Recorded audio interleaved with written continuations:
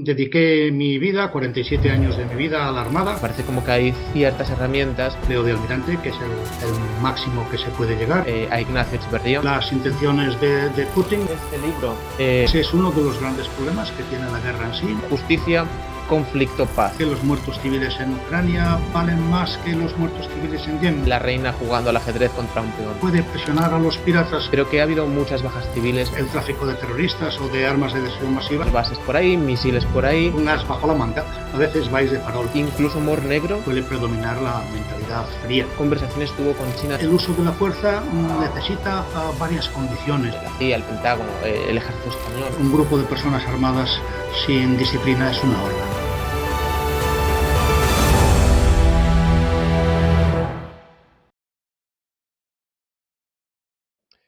Juan Rodríguez Garat, almirante, bienvenido al podcast de Falla con Éxito.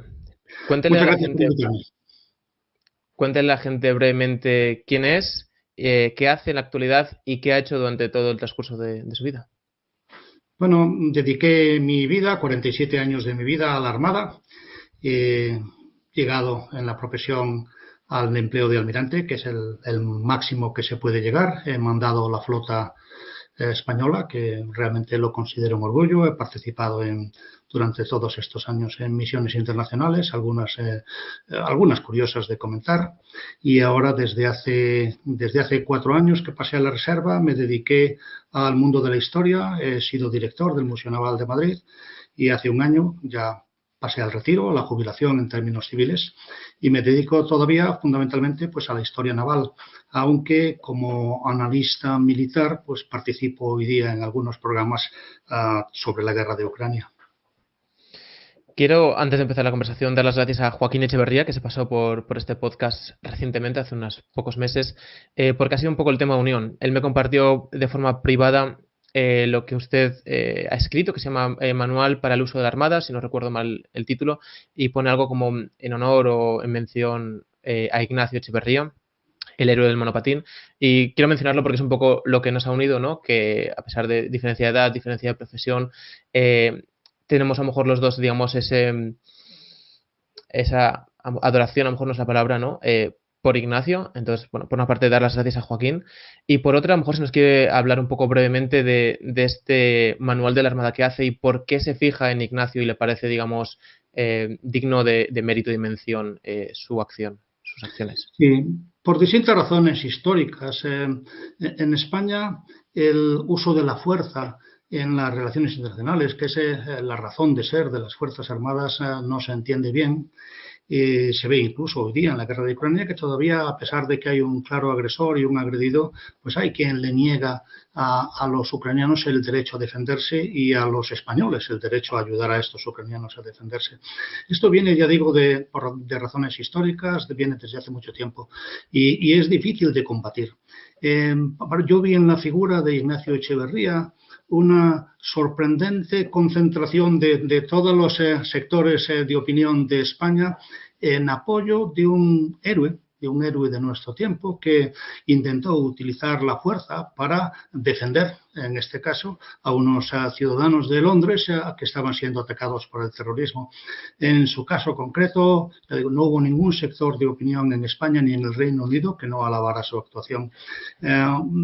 Partiendo de la admiración que suscitó su hecho, quise un poco arrimar el ascua a la sardina militar y explicar que el monopatín que utilizó Ignacio Echeverría no es la mejor herramienta para combatir la violencia en el mundo, para combatir el mal, y que hay otros instrumentos que son mejores, desde luego son muchos, la educación, la diplomacia, la sanidad, todo esto ayuda a construir un mundo mejor, pero uno de esos instrumentos, que no es el mejor, pero que a veces es el único posible, es el ejército, son las Fuerzas Armadas, y eso es lo que trata de explicarle el libro a los españoles.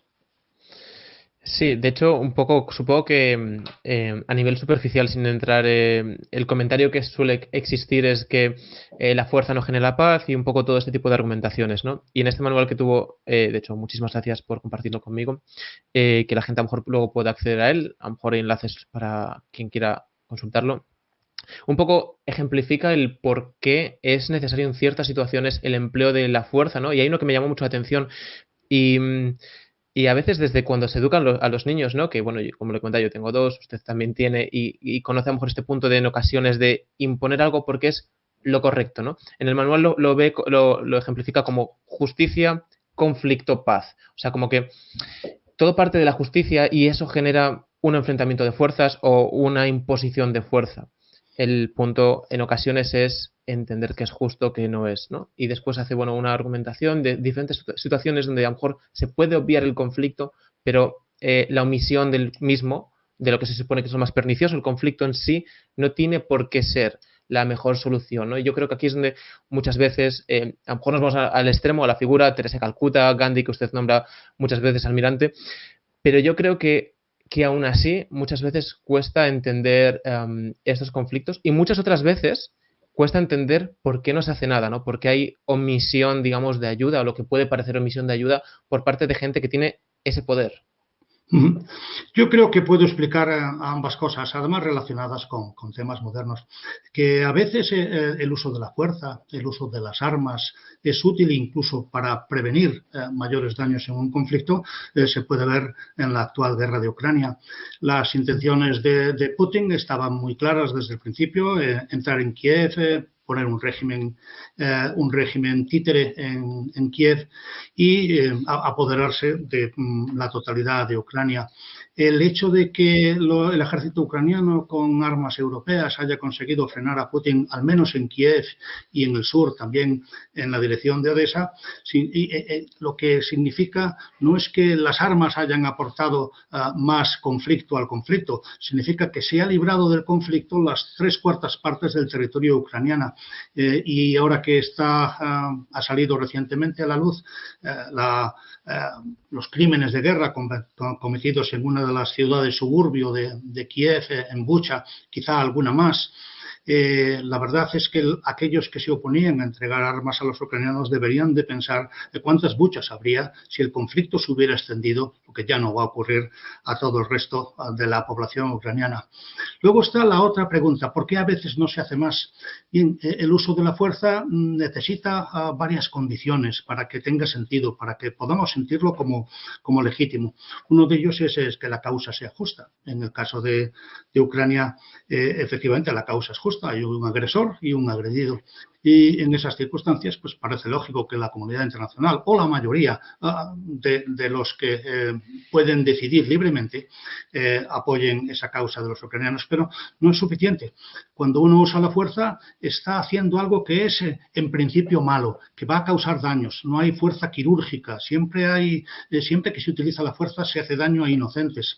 Se causan problemas. La humanidad tiene que lamentar esa solución y solo está justificada cuando, además de ser justa, lo que se va a producir después de esa intervención es mejor, menos dañino que lo que se quiere evitar. Y esto viene a cuento porque ¿por qué la OTAN no interviene en Ucrania? Pues porque ni siquiera los ucranianos nos agradecerían que el conflicto escalase hasta sus dimensiones nucleares. Saliendo un poco del tema, porque al final este es un tema que si bien puede traer un poco de visitas a corto plazo, creo que es un tema que está siendo muy tratado en muchas partes, ¿no? Y yo, bueno, he viajado, digamos, a modo turista por Asia mucho, pero también he vivido en Macao un par de años y creo conocer un poquito la cultura asiática, ¿no? Y a veces los puntos de vista, lo que se cuenta en un sitio y cómo se vive en otro sitio y cómo se entienden las cosas. Y muchas veces pues me iba de Macao y me iba luego a Las Vegas, ¿no? Como lo opuesto, me iba al occidente a otra ciudad diferente. Y sé que en cierta medida hay una comunicación entre altos mandos de un ejército con los otros, a veces no se lleva muy bien, digamos, ¿no? Con países con los que hay tensiones. ¿Cómo hizo en su época o cómo se hace en general, ¿no? Para intentar quitar los sesgos y los puntos de vista que uno tiene para poder comprender al otro oficial o al otro país? Ya bien sea a veces para protegerse de eso o lo que sea, pero ¿cómo adquiere a lo mejor su perspectiva desde una perspectiva diferente? Bueno, en los altos niveles de mando, la verdad es que suele predominar la mentalidad fría. Yo estuve mandando la operación Atalanta de la Unión Europea en Somalia y ahí teníamos la oportunidad de entrevistarnos y además con cierta frecuencia con los mandos de China, los tuve a bordo, los mandos rusos también. Las conversaciones en ese nivel, en el nivel militar, suelen ser, si no cordiales, sí razonablemente frías, ¿no? El problema, evidentemente, no está ahí. El problema está en otros dos niveles que son muy diferentes. El nivel superior, el nivel político, que es donde se toman las decisiones de cuándo hay que usar la fuerza y cuándo no hay que usarla. Y también el nivel inferior. ¿Por qué el nivel inferior? Pues porque la guerra es dura. E incluso aunque no sea una guerra completa, yo no he participado en ninguna guerra, pero sí en esta operación contra la piratería, si uno va allí pensando que los piratas son a lo mejor delincuentes que no han tenido otra posibilidad de salir adelante en la vida y que hay que comprenderlos en cierta manera, cuando lleva en zona un mes o un mes y medio y ve que capturan barcos, que maltratan a las tripulaciones, al final es imposible que no empiece a cambiar su opinión y de oponentes pasen a convertirse en enemigos en el peor sentido de la palabra, que no empiece a cultivarse el odio.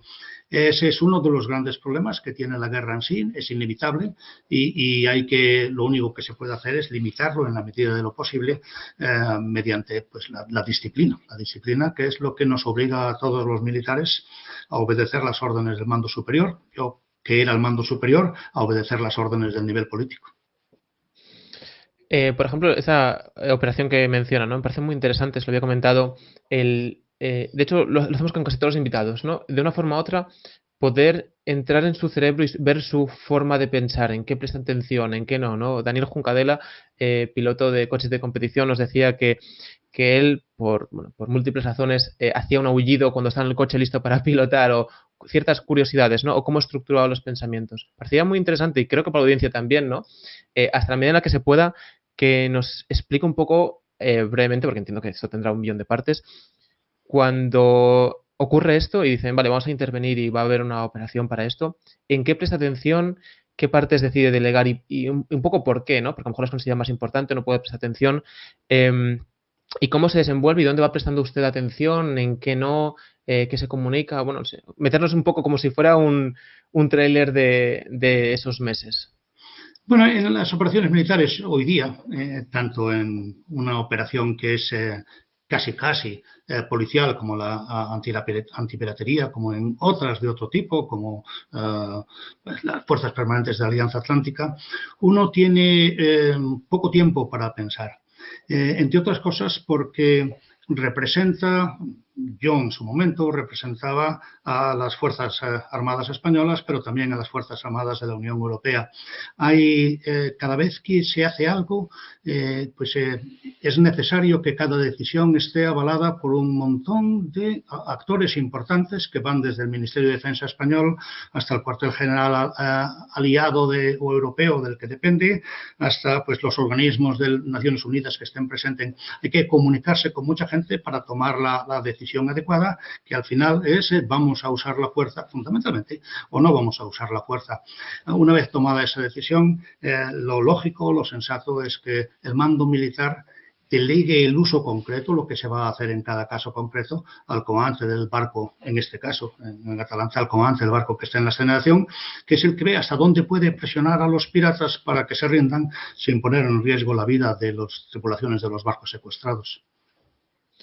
¿Y cuántos, por dar un poco de perspectiva, ¿no? En este tipo de operación, cuántos barcos hay desplegados, cuánta gente hay en cada barco? Digamos, ¿qué capacidad puede tener una flota o, bueno, una unidad en este contexto? Claro, las fuerzas de tarea, como así se llaman en términos militares, pues son diseñadas ad hoc, que para cada situación son diferentes.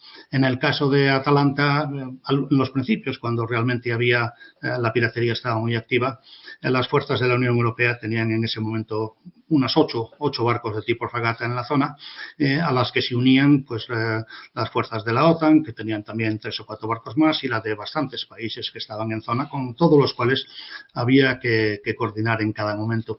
Pero eso es una operación muy específica. Luego, cada tipo de operación requiere una confección diferente, un uso diferente de los muchos barcos que hay en la flota, desde la capacidad aeronaval de un portaaeronaves o un portaaviones a la capacidad anfibia. Estas fuerzas no eran requeridas, no hacían falta en Somalia, pero en otros escenarios pues sí que contamos con ella. La casuística es tan variada que sería muy difícil explicar todo lo que es el poder naval en una conferencia como esta. ¿Usted cree, bueno, en el manual ya nombra algo, ¿no? Pero bueno, para que la gente lo vea un poco, ¿hasta qué punto es necesario la flota a día de hoy? ¿Y qué roles desempeña y qué no se podrían desempeñar si no existiera? Muy bien, el concepto actual de una flota ya no es como fue en el pasado, un instrumento para vencer a la flota del enemigo. La flota hoy lo que ofrece es capacidades al mando operativo conjunto, a las Fuerzas Armadas, y que es la que al final hace lo que el gobierno le pide con esa flota. ¿Qué puede ofrecer la flota? Pues para empezar, el dominio del mar en una zona. Por ejemplo, en Somalia, tratar de evitar la piratería es un trabajo menor, pero imprescindible. Evitar en la mar el tráfico de armas, particularmente importante, el tráfico de terroristas o de armas de destrucción masiva, es algo también que se está haciendo durante prácticamente todos los días del año en el Mediterráneo, dirigido por el esfuerzo está dirigido en este caso por la Alianza Atlántica y no por la Unión Europea. Las operaciones anfibias siguen siendo importantes en un escenario bélico hace ya tiempo, desde la Segunda Guerra Mundial, que no hay grandes operaciones anfibias, pero cuando España tuvo que desplegar en muy pocos días en el Líbano una fuerza de interposición porque la ONU había aprobado una operación para separar a los israelíes de sus enemigos libaneses, pues lo más rápido que se pudo hacer es crear un grupo táctico de infantería marina, unas 500 personas, y llevarlos y desembarcar en las playas del Líbano. El conjunto de misiones que se puede desempeñar es tan variado como la defensa antimisiles balísticos o la proyección de fuerzas, si así se decidiera, que se hizo también en el caso de Libia para mantener una zona de no sobrevuelo en los momentos más duros de la guerra civil que tuvo lugar allí. Así que las misiones son variadas y la flota lo que agrupa es como si, por así decirlo, una caja de herramientas donde se guardan todas estas capacidades que España puede utilizar donde los españoles quieran. Sí, en su manual, de hecho, nombra algunas operaciones de la Armada Española. Por aquí detrás, de hecho, no me quería girar mientras hablaba, pero creo que este libro de Jaime Iñiguez Andrade, no sé si lo ubica, las acciones, no todas, contadas de las unidades de operación especial españolas, también nombra unas cuantas. De hecho, usted en su manual nombra una de como un grupo de la Armada Español se le da la misión de coger unos misiles que venían de Corea del Norte y en medio del mar hacer un asalto ahí cerca de Yemen, ¿no? ¿Hasta qué punto, o sea, entiendo que es una relevancia alta, ¿no? Pero ¿hasta qué punto España contribuye o tiene una relevancia a nivel internacional más alta de la que se podría esperar o se suele ver de sus Fuerzas Armadas? Pues yo creo que España tiene las Fuerzas Armadas que quiere, evidentemente, y que están a la altura del papel que España quiere desempeñar en el mundo. Nos insiste en todos los documentos oficiales y es verdad que España es un país que se siente responsable, integrado en Occidente, integrado en un aliado fiel de todas las alianzas en las que formamos parte, y eso incluye que nuestras Fuerzas Armadas, tanto los ejércitos como la Armada, están a disposición del gobierno para desempeñar misiones, por supuesto, hombro con todos nuestros aliados. No queremos realmente ir más allá de lo que quiere el pueblo español, tampoco sería posible, pero creo que ayudamos a que España desempeñe ese papel de nación responsable dentro de la comunidad de naciones.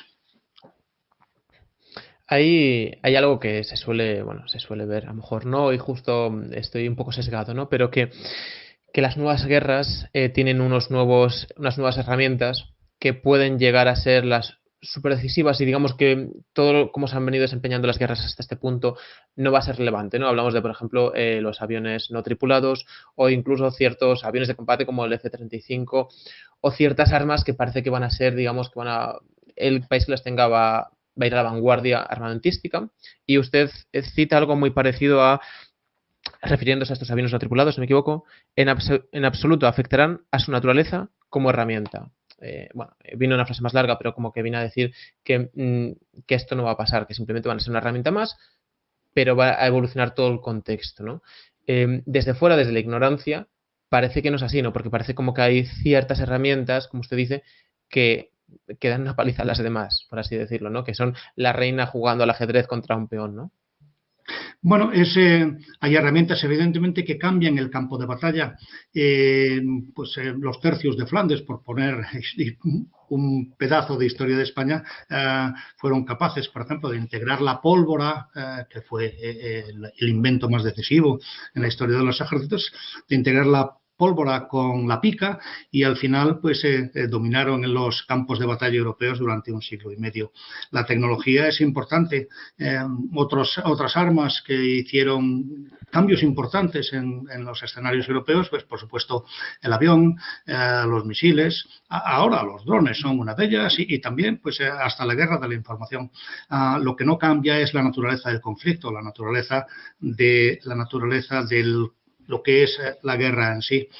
Y además hay que tener en cuenta que estos armamentos de vanguardia, de alta tecnología, al final no resuelven muchos de los problemas importantes en los campos de batalla, como se está viendo pues ahora en la ciudad de Mariupol, donde se está combatiendo pues de manera no muy diferente a la que se combatía en la Segunda Guerra Mundial hace 80 años, antes de la invención del ordenador, y ni siquiera muy diferente a la de los tercios de Flandes en Amberes hace ya 5 siglos. Hablando un poco de drones, ¿no? Y hemos hablado del estrecho de Adén y leí un poquito y me pareció muy interesante sobre la historia de Yemen, ¿no? Se ha escuchado las noticias durante, digamos, la última década que se ha muerto más civiles en Yemen que en Afganistán o Irak. No sé exactamente, es una estadística inventada, un número elevado al azar, pero que ha habido muchas bajas civiles, muchas bajas, digamos, injustas, supuestamente, por drones. ¿Hasta qué punto, digamos, hay verdades en esto o no son verdades o siempre hay bajas colaterales solo que no se remarcan digamos, como estas? Pues agradezco la pregunta porque me permite responder a lo que pueda haber detrás de todo esto. El número de bajas civiles es, por desgracia, algo muy difícil de deducir, dada la propaganda de los dos lados. Pero quizás sobre esta pregunta sea más interesante ir un poco más allá. ¿Por qué? ¿Por qué los muertos civiles en Ucrania valen más que los muertos civiles en Yemen? Y la respuesta es que no estamos hablando exactamente de eso. El problema de Yemen es, por desgracia, es una guerra civil. Las guerras civiles son a veces intratables porque realmente ambos bandos están deseando enfrentarse uno al otro. Más complicada todavía la guerra civil siria, donde no hay ni siquiera dos bandos, hay más. Occidente no se siente ni completamente legitimado para intervenir en una guerra civil, ni siquiera encuentra un bando al que pueda adjudicarle la razón. Y por eso, no por otras razones, no por racismo ni por desprecio de las culturas no europeas, en general, la Unión Europea y la OTAN no han jugado papeles decisivos en estos conflictos que, insisto, son guerras civiles. Las guerras civiles son muy difíciles de tratar. Lo que tiene lugar ahora en Ucrania, la importancia que tiene fundamentalmente es que es la primera guerra de conquista. No solo es que sea en territorio europeo, es que es una guerra de conquista, de redefinición de fronteras que nos retrotrae a la Segunda Guerra Mundial, en la que Europa se siente amenazada y se siente amenazada con cierta razón. Yo, si me dejas poner un símil, cuando en Somalia amenazaba a un posible buque pirata y le decía que parara las máquinas porque si no le iba a disparar, estaba haciendo uso de la fuerza sobre ese barco y lo paraba por la fuerza, aunque no llegara a dispararle, porque la amenaza es el menor nivel de la fuerza. Y a mí me gusta recordar que el presidente ruso, Putin, nos ha amenazado a todos los europeos con el uso de las armas nucleares si el curso de acción que tomamos en Ucrania no satisface a sus deseos. Es decir, está utilizando la fuerza contra todos nosotros. Por lo tanto, lo que está ocurriendo hoy día en Ucrania no es una guerra civil y amenazó, la verdad, porque ahora en este momento la situación está mucho más controlada, pero amenazó la libertad de los españoles, también la de los españoles, y la seguridad de los españoles. Sin que parezca que intento ponerme del lado que no es, pero o sea, porque la campaña, un poco la propaganda o lo que se dice en los medios, ¿no? Pues lo llamo propaganda, a lo mejor incorrectamente, pero lo que se nos dice a los civiles en general es una versión. Y básicamente es el desastre ahora que, digamos, táctico que está desempeñando Rusia en la conquista de Ucrania. Conquista por su parte, creo, que es lo que intentan. Y a mí un poco siempre todo el rato lo que me viene es, ¿no? Cuando juego al póker y veo al oponente hacer un movimiento que no tiene sentido, digo, ¿qué está tramando que yo no entiendo? O sea, ¿qué nivel de pensamiento superior tiene que no entiendo? Porque si es inferior, básicamente va a ser muy fácil dominar, digamos, esa mano, esa partida. Tenía una situación tan fácil de negociar, dice todo el mundo, que ¿por qué atacó? Y siempre que se ve o se quiere mostrar la debilidad de Rusia, de Putin, yo pienso, ¿qué tiene, ¿no? Usando el póker bajo la manga? ¿Qué hay que no entendemos? ¿Qué conversaciones tuvo con China antes de justo iniciar el despliegue que no entendemos? ¿Qué hay por ahí por el mundo preparado que no podemos ver? ¿Es esto una realidad o simplemente es lo que se nos dice de que es un desastre y es simplemente porque no sabía que era un desastre toda esta operación? Muy bien, también agradezco la pregunta y también el enfoque del póker, porque en el póker los jugadores a veces ganáis y a veces perdéis, a veces os equivocáis. No tenéis siempre un as bajo la manga, a veces vais de farol. No es el caso de Putin. El problema de Putin es que probablemente él pensó, con certeza, que Ucrania iba a caer rendida en sus brazos. Él pensaba en una operación como la que la Unión Soviética y el Pacto de Varsovia llevaron a cabo para parar la primavera de Praga en el año 68, que es una ocupación incruenta. Hubo muy poquitos muertos y la mayor parte de los muertos en aquella operación fueron en accidentes que siempre ocurren cuando se mueve un ejército de grandes dimensiones, pero el número total de muertos del Pacto de Varsovia en aquella operación en Checoslovaquia fue, me parece de recordar, menor de 100. Él esperaba algo parecido.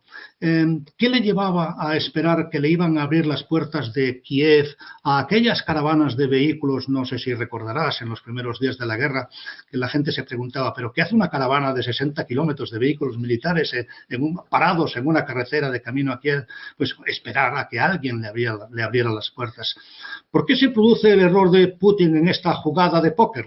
Eso lo sabremos si es que llegamos a saberlo dentro de muchos años. Si fue invitado por algún alto militar ucraniano, es posible, puesto que Ucrania y Rusia hasta hace no muchos años compartían sus fuerzas armadas y al final los militares, cuando se desapareció el Pacto de Varsovia y luego se separó la Unión de Repúblicas Socialistas Soviéticas, se escogieron, por así decirlo, bando y las lealtades a veces no están exactamente donde deben de estar en el país que les paga el sueldo, sino que todavía mantienen una lealtad a su jefe anterior. Por lo tanto, es posible que Putin esperaba sacar de esto una entrada gratis en Kiev, dejar de lado a Zelensky, poner un gobierno títere y con este gobierno títere repartir Ucrania según unas fronteras que él entiende más justas que las que se firmaron en 1997 y que dejarían del lado de Rusia a todas las zonas rusas, a todas las zonas de Ucrania donde la gente habla mayoritariamente ruso. Esa jugada evidentemente le salió mal y yo creo que no estaba demasiado preparada para la otra, para la de la guerra. La guerra le fue mal desde el punto de vista militar y ha tenido que abandonar sus grandes objetivos de entrar en Kiev, de llegar a Odessa y ahora pues se conformará con el objetivo mínimo, intentará lograr el objetivo mínimo, que por otra parte es el que él ha prometido al pueblo ruso en los periódicos rusos. Cada vez que aparece una noticia de la guerra, la información background que tiene es exactamente siempre la misma. En febrero se recrudecieron las agresiones del ejército ucraniano contra la zona liberada del Donbass. El día 21 el presidente Putin reconoció la independencia de estas dos repúblicas y el día 24 organizó o dio comienzo una operación especial para liberar el Donbass. Luego, si consigue esa liberación del Donbass, habrá, al menos, no habrá asombrado al mundo con la eficacia de sus Fuerzas Armadas, pero al menos habrá cumplido la promesa que les ha hecho a los rusos, que es en el fondo lo que a él le importa. ¿Hasta qué punto, porque has nombrado el Tratado de Varsovia, hasta qué punto se la hemos jugado, por usar la palabra fácil, a Rusia, ya que, bueno, no sé, mi conocimiento no llega hasta tanto, ¿no? Pero sé que en ciertos puntos de la historia se habló de que, bueno, los límites de la OTAN iban a llegar hasta ciertos puntos, porque eso significa que si es de la OTAN, puede cada país poner bases por ahí, misiles por ahí, y esto es un poco era la justificación de Rusia, ¿no? ¿Hasta qué punto lo hemos incitado o estos tratados suelen tener una caducidad y luego se revisan? O... Bien. Vamos a ver, lo que se prometió a Rusia no es que en la OTAN, está escrito en papeles, si tuvieran un papel en el que dijeran lo contrario ya lo habrían sacado, lo que se prometió a Rusia es que no se desplegarían fuerzas en las regiones, en las naciones que habían pertenecido al Pacto de Varsovia, y así se cumplió hasta la invasión de Crimea, hasta la anexión de Crimea por Rusia. Una vez que se produjo esa anexión de Crimea, que va contra, no ha reconocido prácticamente ningún país normal en el mundo, ni siquiera China, solamente los sospechosos habituales, Siria, Venezuela, no hay ningún reconocimiento a esa anexión de Crimea por Rusia, y fue como respuesta a esa anexión de Crimea por lo que la OTAN empezó a desplegar fuerzas en los países del antiguo Pacto de Varsovia. Pero también esta es la realidad, ¿no? También es verdad que cuando Putin habla a su pueblo, no les habla de la OTAN ni del miedo a la OTAN. Esta es un pretexto que utiliza para mantener a China no en su lado, pero por lo menos no contra ellos. China defiende la integridad territorial de los países, lo dicen todos sus comunicados, pero la única excusa que encuentra para hacer lo que le pide el cuerpo, que es oponerse a Estados Unidos por el contencioso de la isla de Taiwán, la única excusa que puede poner es que la seguridad de Rusia estaba siendo amenazada.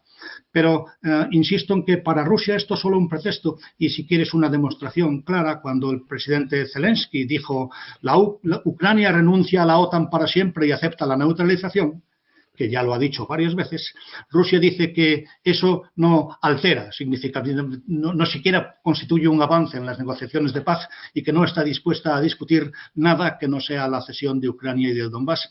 Así que, en el fondo, todo esto le desmiente a los que quieren ver en esta guerra una agresión de la OTAN, que es una alianza defensiva, y demuestra lo que es una guerra de redefinición de fronteras que tenía mucho más sentido en el siglo XX que en el siglo XXI, puesto que la Carta de las Naciones Unidas en 1945 consagró el principio de la integridad de las fronteras de cada uno de los estados, la integridad territorial, y a eso hasta ahora se han atenido todo, incluso en las guerras muy discutibles de todo tipo que ha habido desde ese tratado.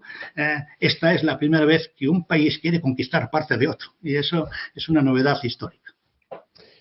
Bueno, yo sé, a veces, bueno, sí iba a decir siempre, no es cierto, ¿no? Pero como le comenté, estuve viendo en Macao, la mayor parte de la audiencia supongo que lo sabe, ¿no? Porque me suelen jugar al póker y saben todo esto.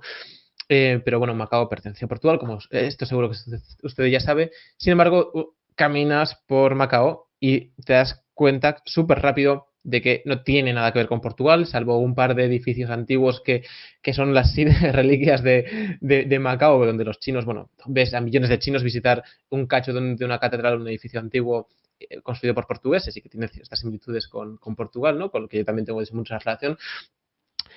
Pero lo que ocurrió es que, bueno, en resumen, sería que China le pidió los derechos de gestión de Macao a Portugal durante unas cuantas décadas, y lo que va a ocurrir en el futuro es que cuando Portugal diga, oye, ¿y qué hay de esto que dijimos que iba a ser durante un tiempo? Y dice, bueno, pues en vez de 50 años ahora son 100 o 200 más, ¿no? Que tiene una forma de anexionarse las cosas diferentes porque buscan un enfoque diferente, porque hasta donde yo sé y he leído un poquillo, la CIA, el Pentágono, el Ejército Español, ¿no? El Estado Mayor, etcétera, planifican y toman medidas con una perspectiva. No es a 6 meses vista, porque entonces luego tendrías problemas en 7 meses, pero tampoco es a 200 años vista, ¿no? Hay un espacio temporal. Y China tiene esta misión que es de las más largoplacistas que yo jamás he visto, salvo alguna fundación o alguna ONG, que es al año 2050, ¿no? O 2049, ser, digamos, la potencia mundial. Que yo muchas veces ya he dicho, hace años, cuando estaba allí, que ya lo eran. Financieramente me parecen brutales, ¿no? Que hay, digamos, de esta forma, digamos, de China de hacer las cosas diferentes porque tiene esta visión tan a largo plazo que están jugando esta partida lenta porque tienen paciencia y no tienen esta prisa a veces que puede parecer que pues tenemos los occidentales. Bueno, yo desde el punto de vista militar, que es el que yo entiendo, China no es un país militarista y tiene sentido que no lo sea, puesto que no tiene problemas militares con los alrededores, es una gran potencia demográfica y porque además no lo necesita. China le está yendo bastante bien en el escenario internacional, está adquiriendo cada vez mayor poder económico que le interesa más y por lo tanto no le interesa en absoluto el comprometerse en aventuras bélicas en ningún país del mundo, lo cual en el fondo pues es bueno que China no esté utilizando su fuerza militar para amenazar a los demás países del mundo, lo que no quiere decir que haya ciertos riesgos porque hay contenciosos en algunas islas del Mar de China y está el contencioso de Taiwán que pueden hacer que China salga de este papel expansionista pero con métodos bastante legítimos que sencillamente pues ir imponiendo poquito a poquito su potencia económica y su potencia demográfica. Sí, porque a día de hoy digamos que hay múltiples formas de librar guerras, ¿no? O sea, ya no solo seríamos la militar, ¿no? Que hay fuerzas mucho mayores pues, debido a la globalización, pues está, digamos, el motor económico, incluso habla del espacial, el virtual, ¿no? Hay, digamos, muchos frentes que se podría utilizar para ejercer presión, que puedes matar, digamos, a gente simplemente cerrando el gas o cerrando las exportaciones o diciendo que tienes que confinar una ciudad entera y que no salgan los barcos. Eso puede indirectamente, porque no es lo mismo que a lo mejor en una guerra, pero digamos la consecuencia inevitable puede llegar a ser la misma o bueno, ya. Sí, sí puede llegar a ser la misma, pero ya no es guerra, es diplomacia. Y entonces ese ya no es mi campo de actuación. La guerra es para la diplomacia, la guerra como herramienta hay que recordar, después de la Segunda Guerra Mundial, la Carta de las Naciones Unidas, que está en vigor, la guerra ya no es un instrumento de la diplomacia, es sencillamente una herramienta para la defensa legítima. Y no tendría sentido el volver a la época de diplomacia de cañoneras para tratar de obtener ventajas políticas del uso de la fuerza militar. Precisamente por eso el mundo no debiera acceder a esta imposición en este momento de Rusia sobre Ucrania. Sí, habla de defensa legítima, almirante, y he escuchado alguna opinión de usted, ahora me corregirá si estoy diciendo algo erróneo, de que no deberíamos preocuparnos en exceso de la situación Rusia-Ucrania, ¿no? Volviendo un poco, porque es difícil o improbable o imposible que escale. Sin embargo, vemos los países que están alrededor, que, digamos, en caso de escalar podrían llegar a ser los siguientes, ¿no? Véase Polonia, véase los países bálticos, bastante asustados. De hecho, tomando a lo mejor decisiones medidas mucho más extremas que otros países con más fuerza. Y no simplemente, o sea, la percepción es que no es que las tomen porque ellos tengan más fuerza que yo más poder, sino simplemente porque se ven ya asustados y es su forma de presionar de si ahora no hacemos esto nosotros por Ucrania, en el futuro nadie lo hará por nosotros, ¿no? Sin embargo, un poco, ¿usted cree que esta situación no puede o no va a escalar? ¿Puede a lo mejor argumentar un poco por qué? Sí, claro. Si no va a escalar, no es porque Putin sea una persona magnánima que no desea la guerra. Ahí está la prueba. Son sus fuerzas las que están en Ucrania y no al revés. Si no va a escalar es porque ni siquiera ha podido hacerse con Ucrania, mucho menos va a poder hacerse con un país de la OTAN que se toma muy en serio el artículo 5, que dice que un ataque a uno es un ataque a todos. Yo en los primeros momentos de la guerra recuerdo que me invitaron a hablar sobre el ejército ruso, que conozco bien como militar, que he visto lo que ha ido ocurriendo en estos últimos años, ¿no? Y mi evaluación, la voy a repetir aquí porque es muy clara, es que Rusia es en ese sentido, en el sentido militar, como un puercoespín.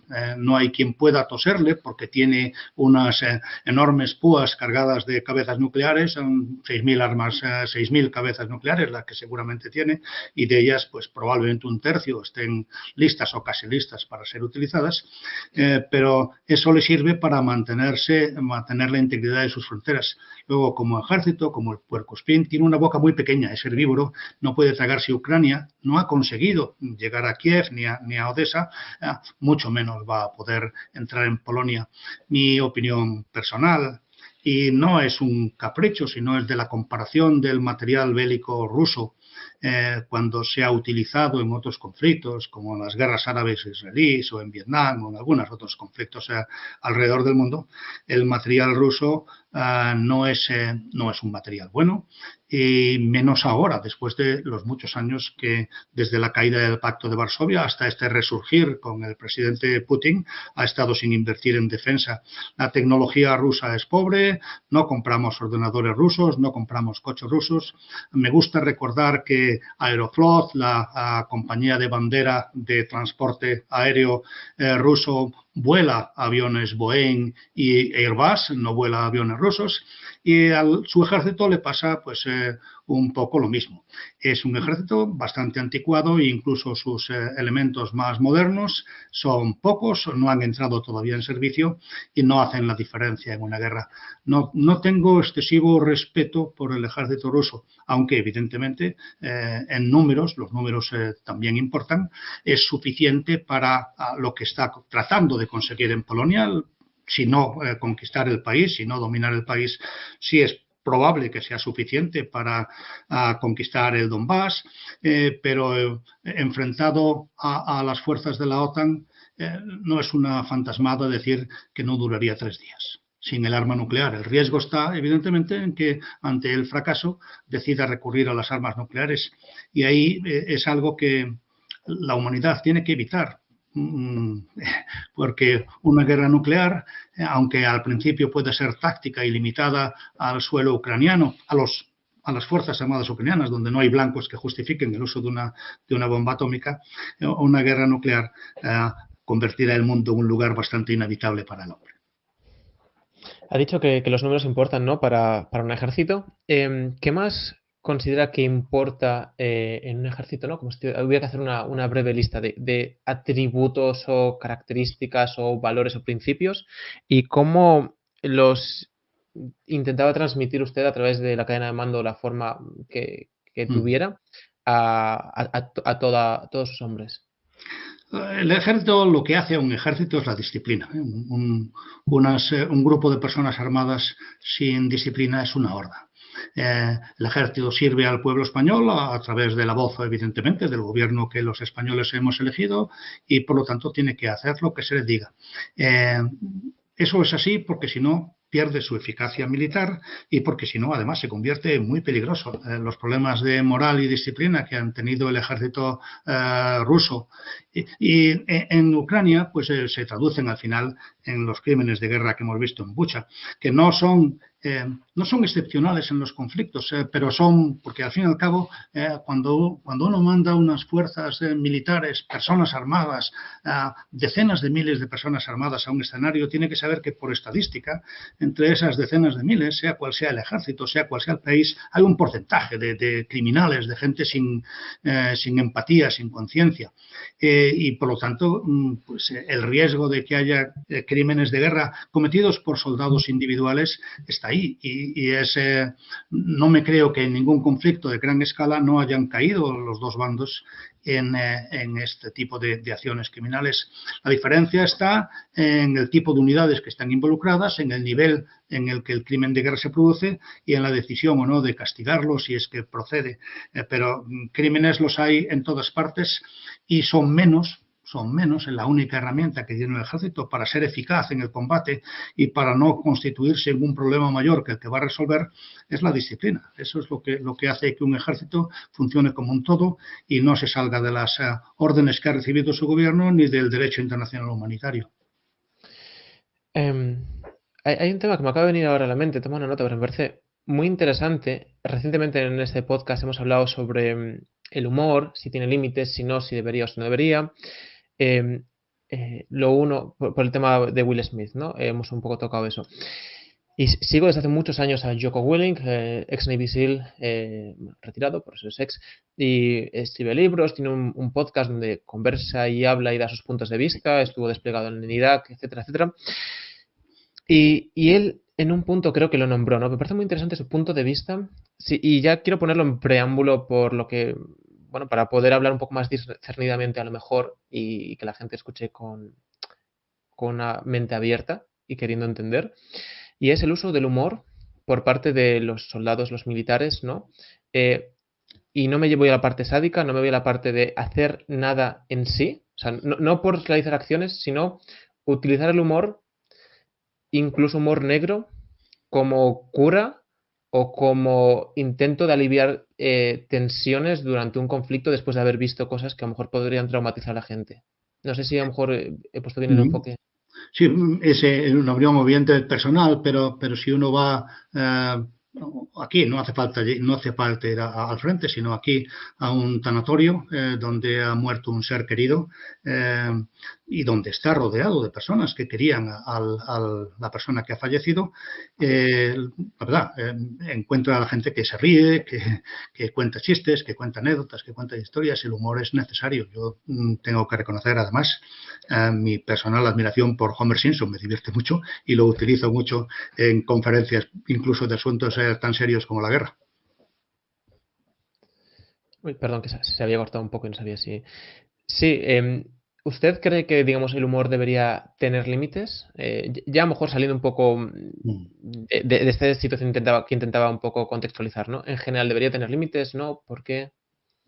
Debería de autolimitarse, sí. Cuando el humor a todos nos gusta, es humor que trata con cierto cariño y respeto a la persona, incluso de la que queremos reírnos.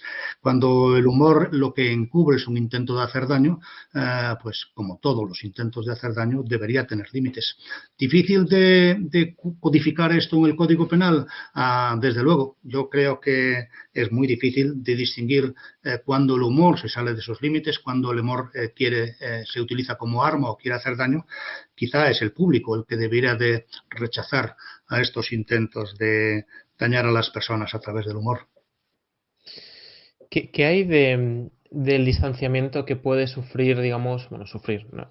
que puede existir por parte, digamos, de la Armada, ¿no? En un conflicto? Es decir, es muy evidente que el ejército de tierra suele estar en contacto directo con la situación. El ejército de aire tiene un distanciamiento mucho más obvio, incluso las bases en ocasiones están pues, eso, en portaaviones o incluso son con drones y ellos simplemente están en su país de origen y se conectan al avión como yo me podría conectar a una partida de póker, ¿no? Y hay mucho más distanciamiento físico y obviamente es más difícil empatizar, ¿no? ¿Hasta qué punto, digamos, este distanciamiento puede generar, a lo mejor no hay ineficiencias, ¿no? Pero ¿cómo, digamos, se puede... o cómo usted complementa este distanciamiento respecto al conflicto? Uno no se siente muy distanciado en los conflictos, supongo. En general, aunque el escenario es distinto, pues ha habido batallas navales muy importantes a lo largo de la historia, igual que ha habido batallas terrestres.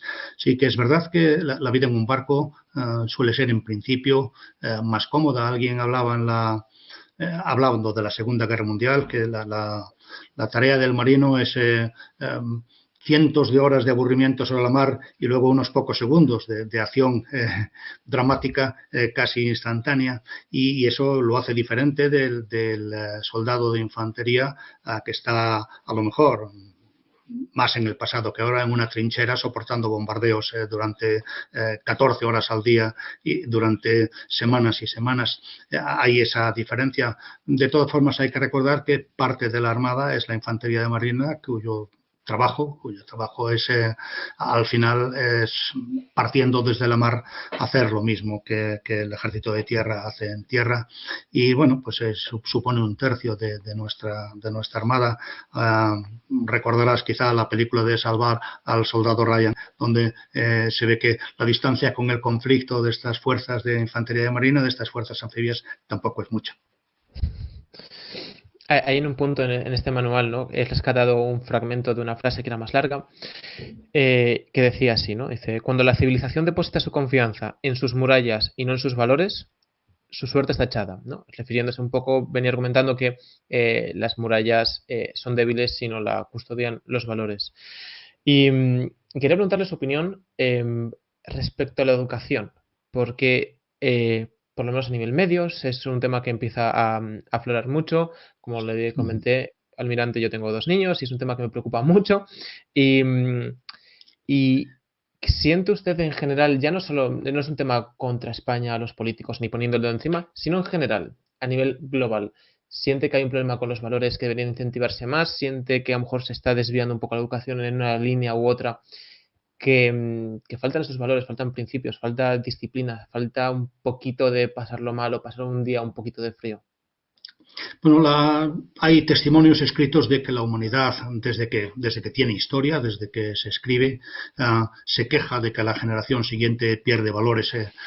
Aristóteles ya, ¿no? En la Biblia se pueden encontrar expresiones así. Y bueno, es difícil de juzgar desde el punto de vista de una generación que siempre ve a la siguiente, creo que a lo largo de la historia, como más floja o más blanda, y sin embargo hay algo que contradice esto, que es que la humanidad ha ido para arriba en muchos valores, no en todos, pero sí en muchos valores. Luego, yo particularmente no soy pesimista.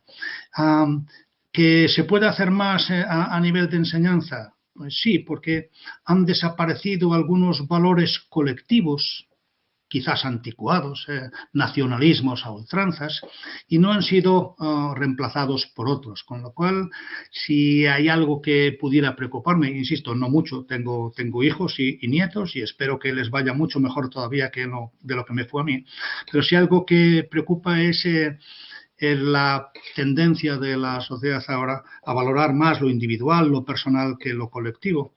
Yo me gustaría que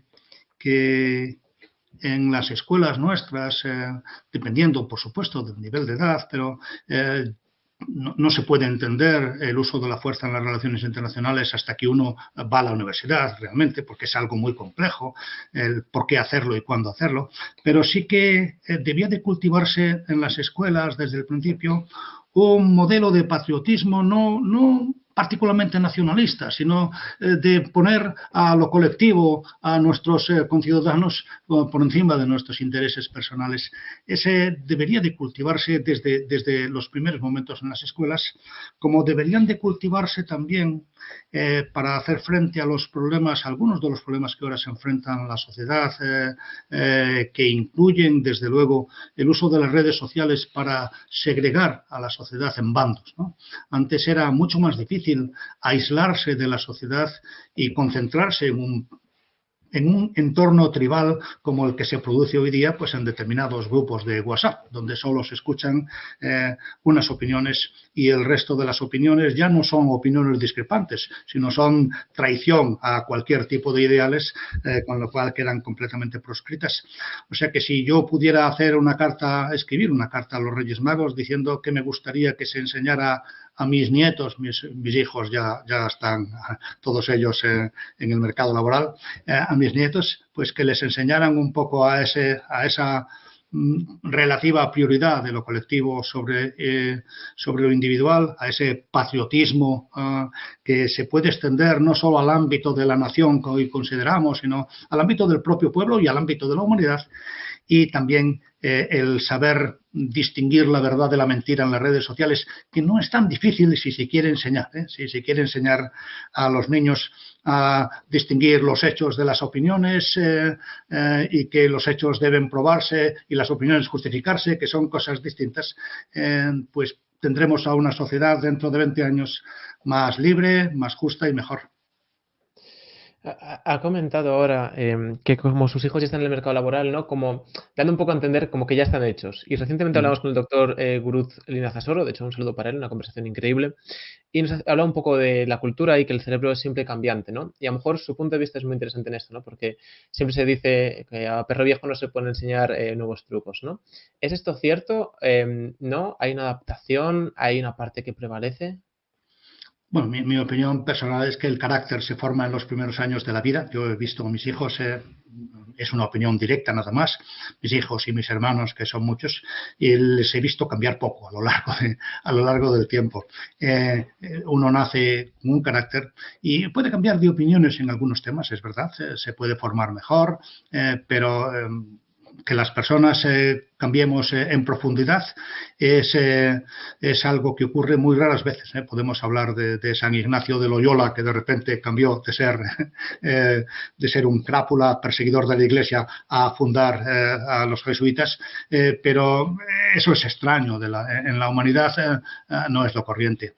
La mayor parte de nosotros nos mantenemos relativamente estables a lo largo de toda la vida, con una evolución lógica, evidentemente, a medida que se van cumpliendo años, pero que no cambia sustancialmente lo que somos. Ya nombrado en esta breve conversación momentos históricos, ejércitos pasados, imperios pasados, y ya en su manual también lo hace mucho, y yo siempre he creído, sé que tengo un pequeñito uso de razón, que contra más culto eres, más quieres entender la historia, ¿no? Porque al final siempre, si tenemos un punto en el presente y queremos ver hacia dónde vamos, es muy difícil. Pero cuando tenemos un punto en el pasado, es mucho más fácil trazar una línea, ¿no? Y creo que a lo mejor por eso se enseña en escuelas y a lo mejor gente como usted, almirante, se dedican a eso, a estudiar el pasado para comprender ciertas cosas, o a veces simplemente porque es su pasión, ¿no? ¿Cuál sería, digamos, su ejército favorito, si es que lo hay, y por qué, digamos, de toda la historia de la humanidad? Bueno, hay muchos. En España, evidentemente, nuestro momento histórico fundamental fueron los tercios de Flandes. Fueron un siglo y medio en que, no solo en tierra, sino también sobre la mar, España se convirtió en la gran potencia dominante de la época, actuando pues con los criterios políticos y geopolíticos de la época. Ejércitos competentes a lo largo de la historia, bueno, pues el ejército romano, que duda cabe que consiguió enormes éxitos, con un modelo muy distinto del de los tercios, porque era prácticamente un pueblo en armas durante un cierto periodo en el que los veteranos obtenían el beneficio que realmente merecían después de las campañas, pero siendo un modelo muy diferente del de los tercios, que era un ejército profesional, la verdad que hicieron grandes campañas a lo largo de la historia. Otros ejércitos que se mostraron muy competentes fueron muchos de los ejércitos aliados, ejércitos también de ciudadanos reclutados al final de la vida civil y que hicieron un papel muy digno en muchos teatros de la Segunda Guerra Mundial, y siendo marino, pues no puedo menos que referirme al Teatro del Pacífico, donde la Marina norteamericana, la verdad, lo hizo muy bien, con materias primas desde el punto de vista de las personas, que podían parecer dudosas porque eran gentes recién salidas de la universidad o provenientes de la vida civil. La mayor parte de sus oficiales pues hicieron un trabajo magnífico en la Segunda Guerra Mundial. Ahora he hablado algo de Estados Unidos y me ha venido otro flash. Lo siento, ya le comenté que las entrevistas van fluyendo, intentando buscar la mejor pregunta a lo que está diciendo. Y hay, no quiero citarlo mal, pero en 1898 Cuba, acorazado buque de guerra americano, que mucho tiempo después, entre comillas recientemente, se descubrió que la propia CIA, o organismo que era la CIA previamente, atacó adrede para nombrarle la guerra a España. España pierde la guerra, acaba pagando un par de islas y 20 millones o algo así, si no recuerdo mal los exámenes de la ESO de bachiller. No sé si recuerda un poco de qué momento histórico le estoy hablando, ¿no? Y si nos la puede explicar un poco. Desde el punto de vista me parece interesante, porque también ha nombrado el Imperio Romano y hasta donde llega mi historia también hubo un atentado de falsa bandera en el Imperio Romano, ¿no? ¿Son abundantes estos ataques de falsa bandera? ¿Cómo podría haber sido la historia diferente si se hubiera actuado de una forma un poco más, no sé si llamarle legítima o menos agresiva? Bueno, sí, evidentemente se han organizado o se han orquestado algunos ataques a lo largo de la historia para justificar una agresión. No es probablemente el caso de Cuba. En el caso de Cuba, el camino al conflicto ya estaba muy adelantado. Cuando el acorazado Maine, el USS Maine, entró en Cuba para una visita. Allí el acorazado explotó. La prensa norteamericana, sobre todo la prensa, culpó a España sin haber habido ninguna investigación y sirvió para que el gobierno americano calentara el ambiente para tomar la decisión de declarar en su momento la guerra a España.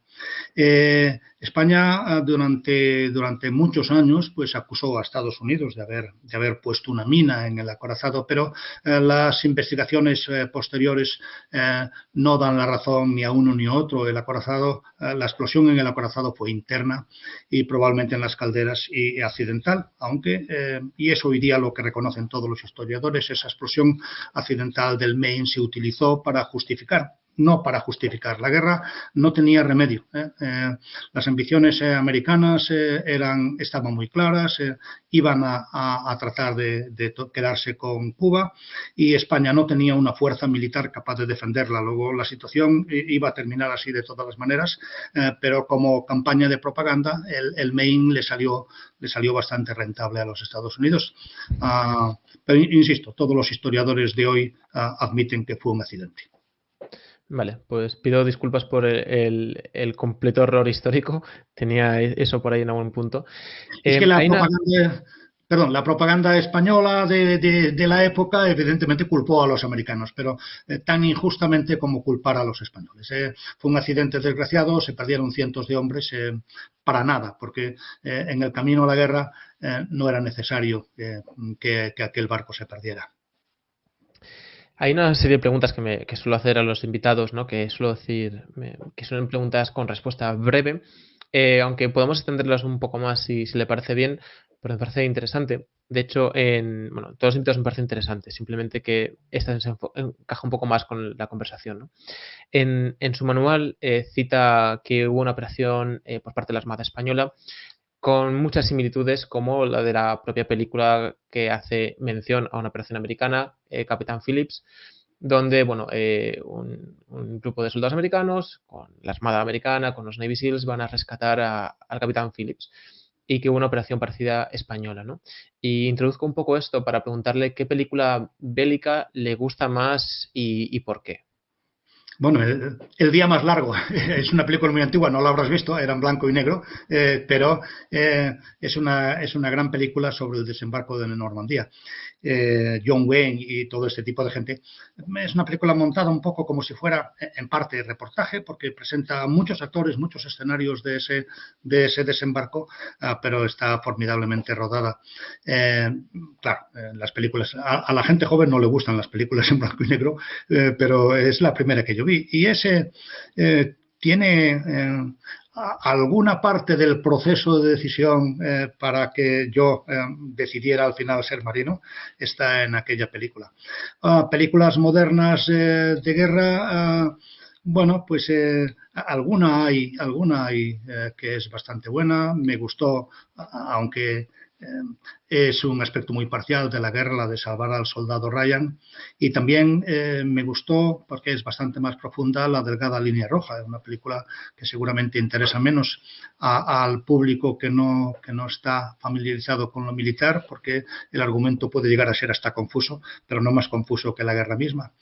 Luego, otra película que realmente hace pensar es Apocalypse Now, sobre todo por el hecho que supone la impotencia de lo difícil que es luchar contra la barbarie. Lo que hace las perspectivas diferentes que ha dicho, películas un poco más modernas, claro, para mí Salvar al soldado Ryan Yo la vi de mocosín o menos mocosín y claro, cuando me dice modernas para mí son de hace 5 años o menos, ¿no? Eh, hay una película que yo tengo especial simpatía. Yo siempre digo que soy un bombero frustrado porque es lo que iba a ser y descubrí el póker, me lesioné y acabé jugando al póker. Pero siempre ha habido una parte incluso de mí que durante mucho tiempo ha pensado en ser bombero, ha pensado en ser de salvamento marítimo, algo relacionado con ayuda a la gente, pero con acción por el medio. Y, y he hablado de frustración. Me ha venido esta película a la mente, que es una de mis favoritas históricamente, que son las 13 horas, los soldados de Benghazi, que tiene lugar en Libia, donde antes habló sobre estos soldados españoles desplegados, ¿no? No sé si ha tenido ocasión de verla. No, no la he visto, ¿no? Yo ahora veo mucho menos cine, ya la verdad que con la edad lo que te parece a ti moderno, a mí me parece que aún no ha salido. Si de todos modos, los soldados españoles no estuvieron en Libia, sino los barcos y los aviones españoles reforzando esa opción de no sobrevuelo para evitar el bombardeo de ciudades libias durante ese conato de guerra civil del que todavía no acaban de salir.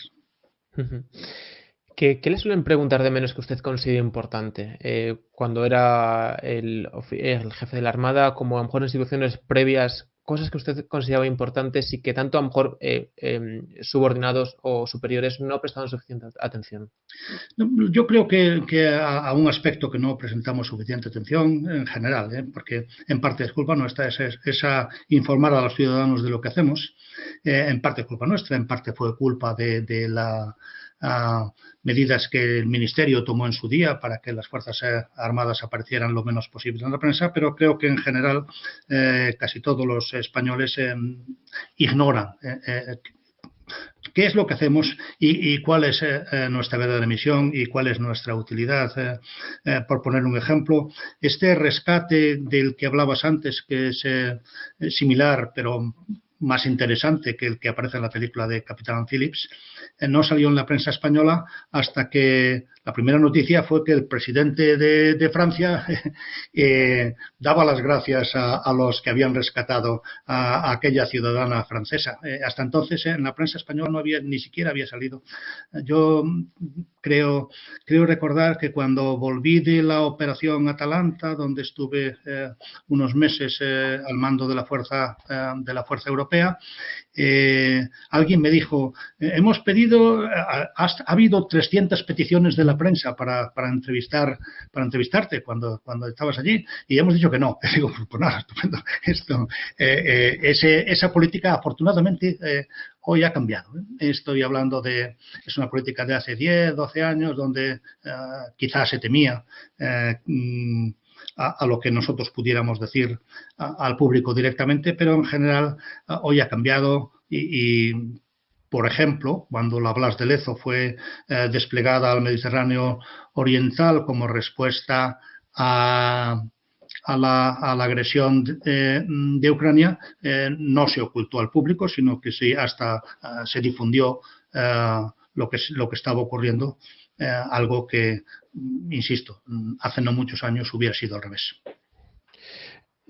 Esa misión que dice del rescate a esta ciudadana francesa, que era una señora ya mayor, si no me equivoco, y que Francia confía y, digamos, delega el rescate de su ciudadana en las Fuerzas Especiales Españolas, sale en este libro que mencioné antes, de hecho súper recomendado a los que les interesen el tema, y destacar, porque a mí me llama mucho la atención, ¿no? Porque entiendo que incluso aquellos que sirven, un compañero mío de judo durante 10 años estuvo sirviendo en Afganistán como francotirador y conozco gente bastante dentro, pero entiendo que incluso en ciertas situaciones, lo que se ve en las películas, es difícil a veces calibrar, y me explico.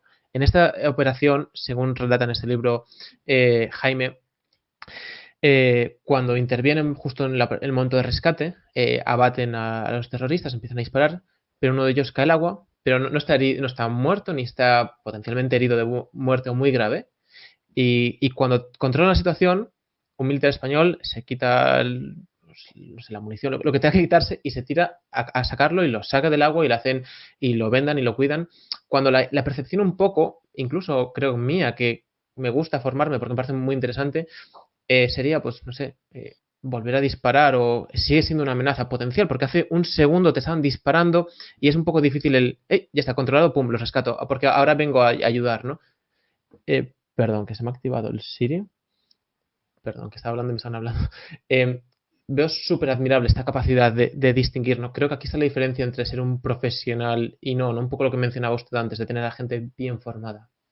Así es, el profesionalismo es eso y la disciplina también, el no prestar ayuda aunque sea un enemigo que está a punto de perder la vida, es en sí un crimen de guerra. Nosotros, evidentemente, tenemos formada a nuestra gente para prestar auxilio siempre que no vaya en detrimento del éxito de la operación.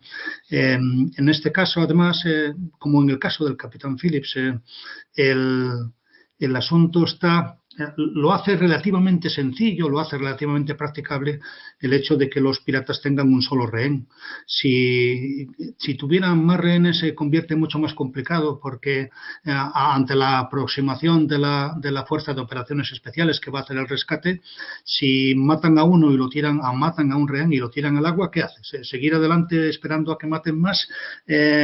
O dar la vuelta, con lo cual has sacrificado en vano la vida de un rehén. Cuando tienen uno solo, el proceso de la decisión de los secuestradores, de los piratas, es mucho más sencillo. Si matan al rehén, puedes confiar en que no lo harán, porque si matan al rehén, ellos creen, aunque no sea verdad, que tú los vas a matar a todos ellos. Claro. Es curioso, ¿no? Como en este tipo de situaciones, o por lo que se ve en las películas, y lo que podemos ver la gente de a pie, a pesar de todos estos miles de millones en armamento, los buques y el combustible que puede gastar, el alimento que puede gastar toda la gente que está... Al final, luego, estas operaciones son impartidas, digamos la punta de lanza por un pequeño grupo de operativos que es un poco que yo admiro mucho por esto justo que le digo, ¿no? Por ser capaces de mantener la mente fría y que dependen de sí mismos detrás de un súper gran equipo, pero son ellos los que a través de pequeñas acciones o decisiones van a lograr el éxito de la misión o no. Y bueno, y por eso se lo nombraba. Sí, eso es característico de las operaciones especiales, que son llevadas a cabo por un grupo muy pequeño de personas y por eso todos los ejércitos de todo el mundo, todas las fuerzas armadas de todo el mundo ponen especial cuidado en la selección y el adiestramiento de estas personas de operaciones especiales. Pero incluso en otro tipo de operaciones más grandes, en los combates que tienen lugar en Mariupol o en cualquier otro punto de conflicto del globo, al final queramos o no, son las personas las que combaten y las personas las que tienen que estar motivadas y las personas dependen mucho para esta motivación de liderazgo que tengan enfrente y todo esto, el factor humano sigue siendo uno de los más importantes en las operaciones militares cuando se llega de verdad al combate. No es lo mismo cuando lo que uno está haciendo es bombardear un objetivo con un dron controlado desde West Virginia, pero cuando se llega al terreno, al combate sobre el terreno, la persona sigue siendo lo más importante. ¿Ha habido algún tipo de acción que a lo mejor le venga a la mente que usted haya hecho? No que solo la haya hecho con la intención de, pero que sí que haya prestado especial atención para que sus subordinados, digamos, que la gente que está sumando, vea su disciplina, vea su intención, vea su actitud y así, digamos, transmitirle estos valores? Claro, bueno, eso es una rutina en todos los militares, se hace siempre, hay que estar delante, hay que dar ejemplo, acciones concretas, no, pero ha habido momentos en que ha sido necesario pues reunir a los comandantes de los barcos para recordarles cuáles son las restricciones, cuáles son las reglas de enfrentamiento que tenemos que tener. Recuerdo como ocasión más singular, a mí me tocó mandar la fuerza permanente de la OTAN en el Atlántico, que estaba en aquel momento en el Mar Negro durante una guerra, la de Georgia, contra sus repúblicas independentistas y Rusia en el año 2008. Era una situación relativamente parecida a la de Ucrania ahora. Eran dos repúblicas independentistas y Rusia entró en Georgia para combatir, para facilitar la emancipación. Nadie lo ha reconocido, pero hoy día ellas se consideran repúblicas independientes y están protegidas por fuerzas rusas. Allí en el calor de los hechos estaba la fuerza que yo mandaba y algún mando ruso salió en la prensa diciendo que ellos eran capaces de destruir a mi pequeña fuerza naval en menos de 15 minutos. Al mismo tiempo, y eso tiene su encanto, porque al mismo tiempo que esto salía en público, los agregados navales en las embajadas de los distintos países de los barcos que ponían la fuerza, Alemania, Polonia, Estados Unidos y España también, por supuesto, habían ido a sus cuarteles generales de las marinas respectivas y les habían recordado que había un protocolo firmado entre la OTAN y Rusia para prevenir incidentes en la mar. O sea que al mismo tiempo que en público decían o nos amenazaban, que a los rusos parece que les resulta sencillo, en privado, en la línea directa militar a militar, estaban recordándonos que todos salíamos ganando con la contención y en aquel momento, pues efectivamente, habiendo barcos, yo recuerdo que tenía un barco polaco y un barco alemán en la fuerza, convenía pues recordarles que no estábamos allí para combatir, sino para enseñar que la OTAN estaba interesada en la situación, comprometida con la situación y que no quería pasar más lejos. Almirante, ¿a qué suele decir que no? ¿O qué no suele hacer? ¿O qué no tiene cabida en su vida? ¿Qué no es admisible? Pues no creo que haya nada así que pueda decir que no sea admisible en mi vida. Todo es discutible, aunque si le pregunta a mi mujer le dirá que no, que soy cerril. Pero no, yo creo que todo se puede discutir, lo cual no significa que vaya a darle a todos la razón. ¿Y un libro que le tenga especial cariño? Bueno, una novela que leí en mi juventud que se llama Mar Cruel, de Nicolas Monsarrat, y que también, junto a la película de que antes hablamos, El día más largo, forma parte de mi vocación. Esta Mar Cruel narra la vida de las dotaciones de pequeñas corbetas, de las pequeñas corbetas que en la Segunda Guerra Mundial se enfrentaron en el Atlántico a los submarinos alemanes. Es un gran libro que recomiendo a cualquiera que lo pueda leer.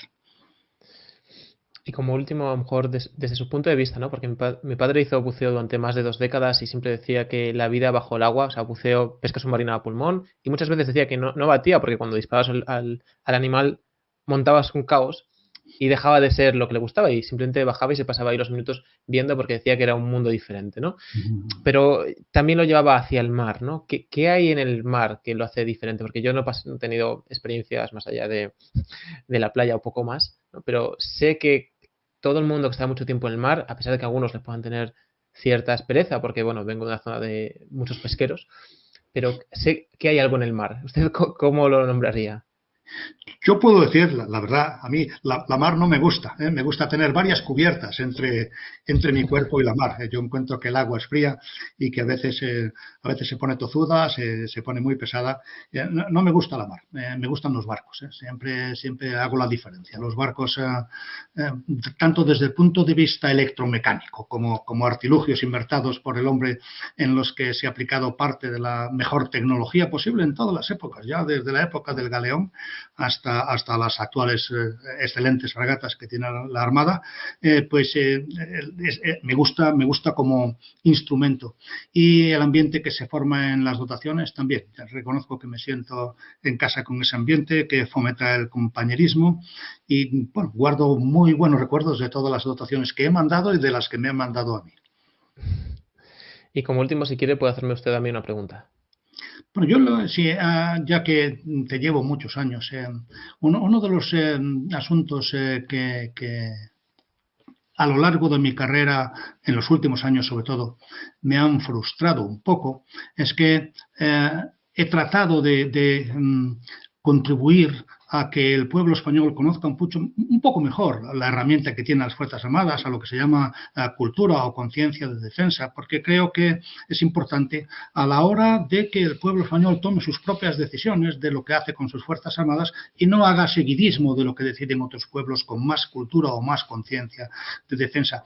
Nunca he conseguido, a pesar de mis esfuerzos, que me escuche nadie que no crea de antemano que tengo razón.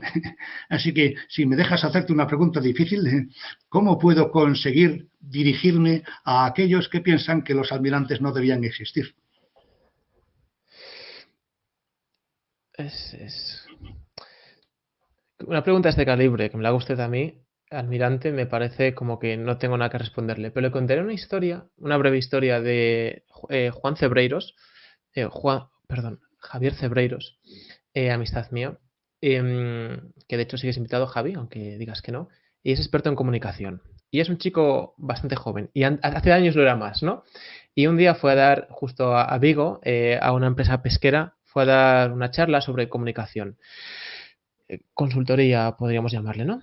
Y todos eran pues ejecutivos, pues imagínense, el puerto pesquero en Vigo tiene su relevancia y son empresas grandes y se mueven por el mundo. De hecho, yo en Macao compraba atún enlatado en Vigo. Y les quería transmitir algo. Y había uno de ellos que no paraba de insistirle en cuál era su formación académica, qué había estudiado, etcétera, etcétera. Y insisto, Javi era muy joven de aquella. Y entonces intentaba de sus mejores maneras dejarle claro a esta persona que él quería exponer lo que quería exponer y que no, esa pregunta no tenía nada que ver con lo que le estaba explicando. Y intentó disuadirlo de múltiples formas y siguió explicando. Cuando acabó, se acercó esta persona en privado a Javier y lo felicitó. Y le dijo Javi en ese momento, mira, a propósito de lo que usted me pregunta, estos son mis estudios universitarios y estos son todos, digamos, las formaciones extras que tengo en forma de MBAs, etcétera. Es decir, Javi tenía una formación académica espectacular. Sin embargo, en ese momento no quería postularse como soy este experto, sino simplemente intenta escucharme antes, que es lo que está diciendo, ¿no? ¿Cómo hago que me escuchen sin que miren mis galones o mi rango o de dónde vengo? Y creo que en ocasiones es casi imposible por los sesgos humanos. Por eso alguna pregunta iba un poco en esa línea y por eso hemos tenido una conversación por email o un intercambio y yo les he puesto ciertas cosas, no porque sintiera que tengo la necesidad de justificarme, sino para mostrarle de esto es una conversación con un jugador profesional de póker y automáticamente ya va a entrar una parte humana a decir cómo soy o cómo debería o lo que he escuchado que es. Y justamente lo que intentaba era lo opuesto, en plan de intento mostrarle un poco cómo soy, como le envié a un que también sigue invitado, a alguien con un alto rango en las fuerzas de seguridad españolas y le enviaban esa carta diciéndole, con todo esto no quiero exhibirme sino mostrarme, quiero intentar enseñarle mi lado humano para que lo vea con otros ojos. En resumen, no sé si la historia ha servido mucho, pero creo que muchas veces es muy difícil y tiene que haber un intento por la persona de querer escuchar. Pero siempre el paso y lo que le decía, cómo hace para comunicarse pues con otro país que piensa y tiene otra cultura totalmente diferente. Y siempre parte de dar un paso atrás. Y eso creo que es algo que tiene que hacer cada uno. Y, y yo no sé cómo hacer. Por eso en el intercambio de emails actuaba como podía para intentar mostrar este lado más humano y ser escuchado sin esos juicios, que luego se van a ejecutar en plan en base a mi persona, pero no en base a unos prejuicios, digamos, ¿no? No sé si esto sirve para algo. Sí, claro. Me consta que el problema es difícil, ya digo, porque yo cuando era almirante de la flota daba conferencias sobre la Armada para explicar lo que yo creía que el público debía tener, pero obviamente nadie que no quisiera escuchar al almirante de la flota acudía a esas conferencias y por lo tanto me dirigía a gente que ya sabía para qué era la flota. Ese es la verdad que es una encrucijada de la que es muy difícil salir a pesar de mis esfuerzos. Yo espero que entre tu público haya alguno que por lo menos todo esto de que hemos hablado le haga pensar. Sí, y más de uno. Y como anécdota, ¿no? Ya que tiene que ver con su sector, y me parece graciosa, y es un poco la razón de estas conversaciones, ¿no? De ver las similitudes, ¿no? Siempre he dicho que la élite, da igual de qué profesión, tiene muchas más similitudes de lo que puede llegar a parecer, ¿no? Se me acerca este militar, que yo justo cuando se me acerca no lo sé en ese momento, estoy en un casino, y en los casinos pues tengo amistades, llevo mucho tiempo, tengo una imagen pública y se me acerca este chico felicitándome por este programa, estas conversaciones, etcétera, y me empieza a contar brevemente su vida y resulta que es soldado, creo que ya incluso puede que sea incluso cabo, y bueno, y decía que quería ser jugador profesional de póker, que ser soldado no le gustaba, que se pasaba el día haciendo tareas que no le gustaban, que estaba todo el día a la orden, mi señor, a la orden, mi sargento, a la orden, mi capitán. Decía que estaba quemado, que era súper cansado, que es que no le gustaba, que no le veía sentido, bueno, un montón de quejas en cadena. Y entonces mi siguiente pregunta fue, ¿tú quieres jugar de póker? Dijo, sí. Y un poco lo que usted comentaba, no siempre se gana. Y a veces no siempre se gana simplemente porque hay posibilidades y tú puedes tener un porcentaje superior, pero vas a perder. Y no pasa nada, porque de media, si lo repites muchas veces, es una buena decisión. Y yo le decía, el póker es a la orden constante, porque la varianza, digamos, la suerte, ¿no? Las fluctuaciones están ahí y eso no lo controlas. Y se quedó así y dijo, anda, pues es cierto. Le dije, si quieres ser profesional de póker, puedes serlo en el futuro, pero que sepas que cada vez que dices a la orden es aceptar algo que no te apetece hacer y tienes que pasar por ello. Y eso en el póker pasa muchísimo. Y pasa en todas las áreas, lo que no se llega a ver igual, ¿no? Y bueno, eso me pareció muy gracioso porque al final hay muchas similitudes entre todas las áreas. Simplemente hay que querer verlas y eso ya depende de cada uno. Pues sí, es verdad. Todos somos personas y todos tenemos problemas parecidos. Cada uno en su entorno profesional, todos tenemos problemas parecidos de relación con las demás personas, de autodisciplina. La verdad es que el camino para el éxito no es tan diferente en unas profesiones y en otras. Estoy muy de acuerdo. Bueno, Almirante, muchísimas gracias por su tiempo, por su perspectiva y creo que va a instruir mucho y dar otro punto de vista sobre que la gente pueda llegar a reflexionar y sobre el papel de la Armada, que en ocasiones históricamente... Tengo, es cierto, una vicisitud, y perdón porque esto no es despedida, pero lo voy a cortar, o sea, una dicotomía en ocasiones sobre ciertas situaciones porque parece que para la paz necesitas la paz, pero después de leer su manual ya se ha visto reforzado algo que creo, y es que, como bien dijo Joaquín Echeverría sobre su hijo, aunque creo que era de un hermano de Ignacio Echeverría, que es cuando ves algo incorrecto o es importante alzar la voz, ¿no? Y en ocasiones alzar la voz es pues la vía y la fuerza, porque porque la situación que se va a acabar dando después del conflicto, como usted nombra en su manual, va a ser mejor que si eso no hubiera ocurrido. Así que por todo ello, muchas gracias. Gracias a ti.